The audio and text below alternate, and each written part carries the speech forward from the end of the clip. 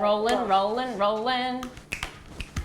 We are still here at our sister's house doing so many fun projects and crashing this house, and we are turning our attention on her kitchen nook. And we've all heard that expression, you can't fit a square peg into a round hole. Well, today we're kind of going to disprove that by building a semi-square table and cutting it to round.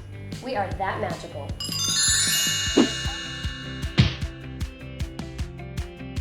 And all you need to build this round, chunky hairpin table is right here. 5 2x6s. We're gonna use 4 hairpin legs. You're gonna need some drills, some clamps, some pocket hole screws, and your router. And don't forget your saw. And a couple sisters. Okay, so step 1 is actually to cut the lumber. We've already done that for you. We've also ripped the edges of these 2x6s to make them exactly 5 inches.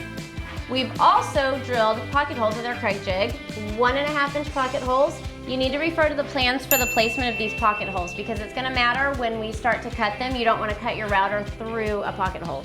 So we had to move those pocket holes in a little bit, and to keep it structural and really tight between those planks, we've added extra pocket holes. What she's saying is that there's method to her madness. There's not always method, but there is. Today there is. Yes. You also need to refer to the plans for placement of these boards because they're all going to be a little bit different in length. But there's a reason for that because we're eliminating waste. Wait, that did not sound good.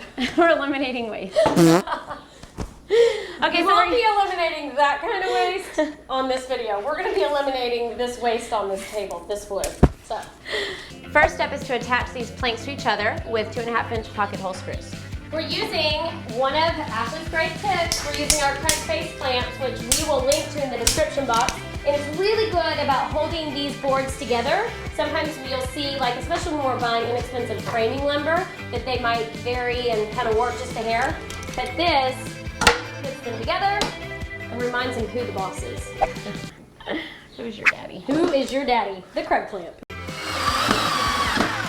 Okay, last plank. This tabletop is planked, and now it's ready for us to take it outside onto the lawn, and we're going to show you how we cut the round top with our router. Let's do it. I'll get it. All right, guys, here's my secret for making a square table a round cut. It all has to do with this router. This is a plunge router. I have actually built a jig and attached it to that, and I will actually share plans for the jig on our website, so I'll link in the description box below. But basically, it's going to be the radius of the table that I'm going to put a screw in the very middle. Now it's time to cut this square table into a round one. So all I have to do is move this around like the hands on a clock, and I'll have a perfectly round tabletop.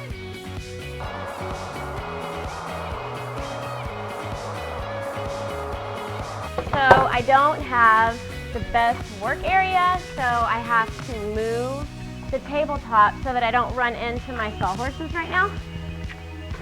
The joys of working outside of your shop.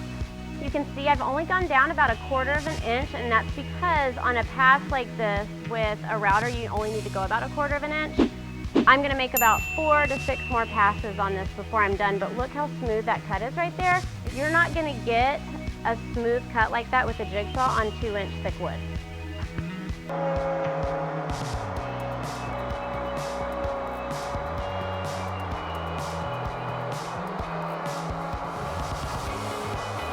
So I've already made my first 1/4 inch pass, and I'm gonna slide this up right here, and this is a stopper.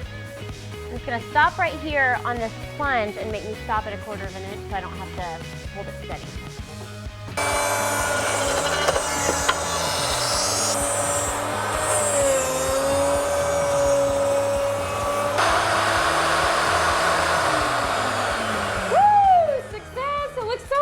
Good job. Thank you. Well, I love that the best part right now is that we get to put the legs on, put some sand on, and then we're done. Table done. All right, you get that unattached, and I'll go ahead and bring the legs over. All right, so now we're getting these legs on, and we're going to be lining them up. We've already marked where they go, and are you not sure where to put yours? There's actually a mathematical formula to this, and we'll put it on our website, so just click the link in the description box. It'll be with the free plans and everything else. All right, so I'm lining it up on our marks right here, and I'm attaching it with the screws that came with these legs, which is kind of nice. All right, Got the last leg attached, and you want to set it up? Yep. Check it out. Oh my goodness, So look how pretty pretty. that is. I love it. Good I job. do too. And how many boards was this?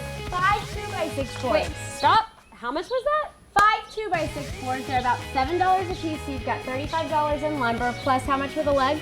Those legs were $45 with the hardware. So if my Shanty math is right, that's $80 for this entire 48-inch table.